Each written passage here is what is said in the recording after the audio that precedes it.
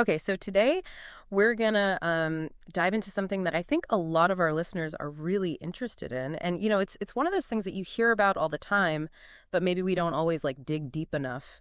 And our listener, you've sent us some really interesting stuff about batteries, Yeah. the future of batteries, and especially like where we're gonna find the batteries that can like really pack a punch in terms of how much energy they can store in a small space. Yeah, energy density. Exactly, energy density. Absolutely. It's kind of the holy grail right now, right? Yeah, it is. If we can get batteries that are super energy dense, Yeah. that's going to unlock so many things. Especially, when we think about electric vehicles, Yep. Even things like drones. Portable electronics. Portable electronics, all this stuff. Yeah. So we've got a bunch of material here, and I'm really curious to get your take on it, especially this one recent study that seems to really dig into the nuts and bolts of a specific type of battery technology that I feel like we've all been hearing about for a while now. Right. And that's solid-state batteries. Yeah. Using a material called LLZO. Mm-hmm. And so our mission today is to really figure out, okay, is this LLZO thing, is it really going to be the game changer that a lot of people are saying it is, or is there more to the story? Right. Yeah. I mean, that's a great way to put it, because I think there's so much hype, surrounding solid-state batteries and, Right. The promise of these, revolutionary energy storage solutions. Right. But like you said, I think what we want to do today is really look at the nuances and Yeah. kind of see what the research actually tells us. Exactly. Because I think, anyone who's been following this space at all has heard about solid-state batteries. And, Yeah. it's like, oh, this is going to solve everything. Mm-hmm. But as we often find on these deep dives, the reality, Yeah. it's a little more complicated. It is. It's a little more nuanced. Yeah. So let's maybe start with the star of the show here, LLZO. What is this stuff? Why is everyone so excited about it? Okay, so LLZO stands for lithium lanthanum zirconium oxide. Okay, I'm glad you said that because I would totally butcher that. Yeah, it's a mouthful. Yeah. But basically, it's become a really prominent solid electrolyte material Okay. for these next generation lithium metal batteries. Okay. And the sources you shared, they highlight kind of some of its key advantages. Okay. And, one of them is stability, Okay. which means it's not going to degrade easily inside the battery. That's good. Yeah. That's a good thing. Yeah, we want a battery that lasts a long time. Absolutely. So stability is good? Yeah. Okay. What else? And another really important factor is its lithium-ion conductivity. Okay. So LLZO is actually a pretty good conductor of lithium ions, Uh-huh. which of course is essential for a battery to actually, function. Right. So, having that good ionic conductivity is really important. Okay. So we've got the basic ingredients there for a really good battery. We've got stability, long lasting, and we've got good conductivity. Right. So that the ions can move around and do their thing. Right. Okay, so that's good news so far. But now we get to this recent study you're talking about. Yeah. Which I think, throws maybe a little bit of cold water on the hype train. Mm-hmm. And it has to do with like the actual numbers, Yeah. the actual projections for energy density. Yeah. So what is the study saying? So what's really interesting about this study is that they did very detailed modeling of an all-solid-state lithium metal battery Okay. using LLZO as the electrolyte. Okay. And, they really wanted to get as close as possible to understanding the real-world potential. Right. So like not just theoretical. Not just theoretical, right? Like what could we actually build and put in a car or put in a phone? Exactly. And what they projected is that this type of battery would likely achieve a gravimetric energy density Okay. of around 272 watt-hours per kilogram. Okay, so 272 watt hours per kilogram. So for our listeners who, like me, are not battery engineers, Right. can you just contextualize that a little bit? What does that number actually mean?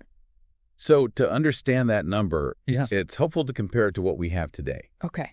So the best lithium-ion batteries that we have now Okay. that are in our phones and in electric vehicles and stuff like that, Uh-huh. they operate in a range of about 250 to 270 watt-hours per kilogram. Okay. So, the LLZO-based battery, it's showing a slight improvement, Yeah. but it's definitely not, this huge order of magnitude increase yeah. that some people were hoping for. Okay. And, one of the authors of the study, Eric Jianfeng Cheng, Uh-huh.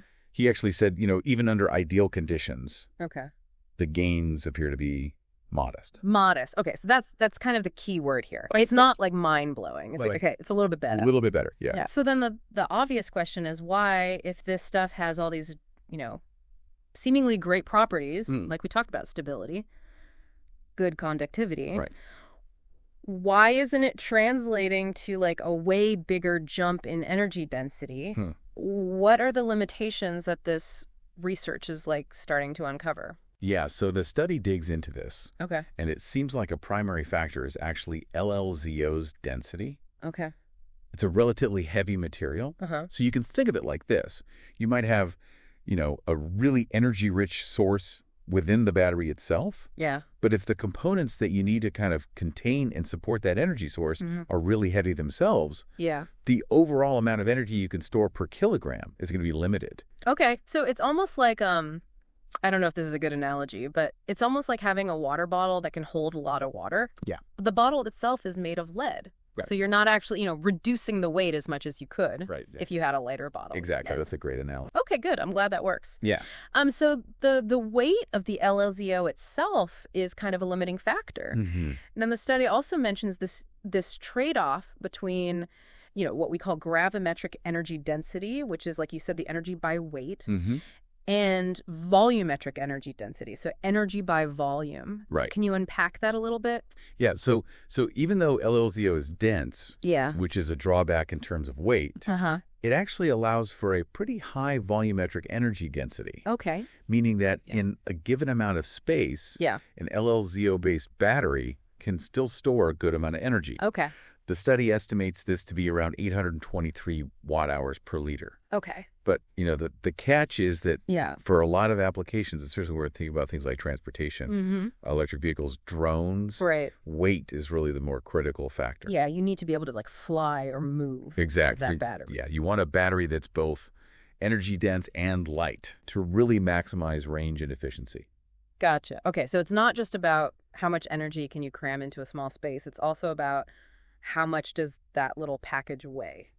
Exactly. Okay. And it's not just the weight of the LLZO itself that's causing some headaches, right? Right. This study also talks about some practical challenges of actually like using this stuff to build batteries. Yeah, absolutely. So what are some of those? So beyond the density issue, there are some real engineering challenges with using pure LLZO on a large scale. Okay. One thing is that it's brittle. Okay.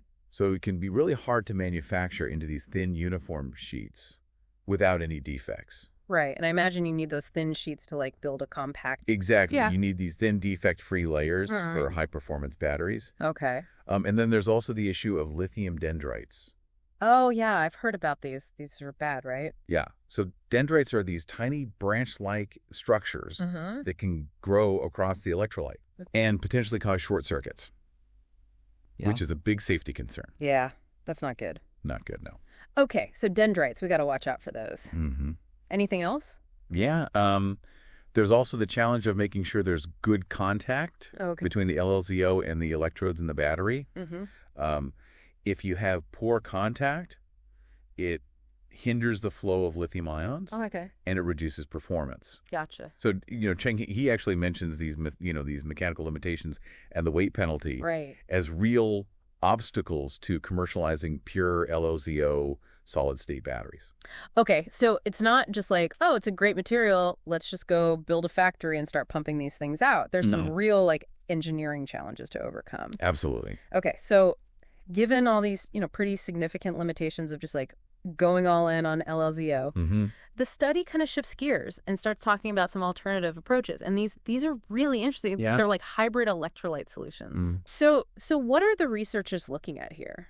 Well, I think it's really interesting that they're taking a more pragmatic approach. Okay. Looking at near-term solutions. And they highlight composite or quasi-solid-state electrolytes as being more practically viable in the near future. So instead of trying to like revolutionize everything overnight, right, they're saying, okay, let's like take what we've learned, right, let's work with the materials we have and see if we can come up with some like clever combinations. Exactly. Okay, so tell me about some of these combinations. Okay, so one really promising area is LLZO in polymer composite electrolytes. Okay, what does that mean? So the idea is to combine that high lithium-ion conductivity of LLZO, Right, which we like. which we like, Yeah. with the flexibility and kind of the ease of manufacturing that you get with polymers. Okay, so polymers being like plastics and things like that. Exactly. So it's kind of like getting the best of both worlds. Yeah, the hope is to kind of get the performance benefits of the solid electrolyte Yeah. Okay. while overcoming some of the drawbacks, like the brittleness.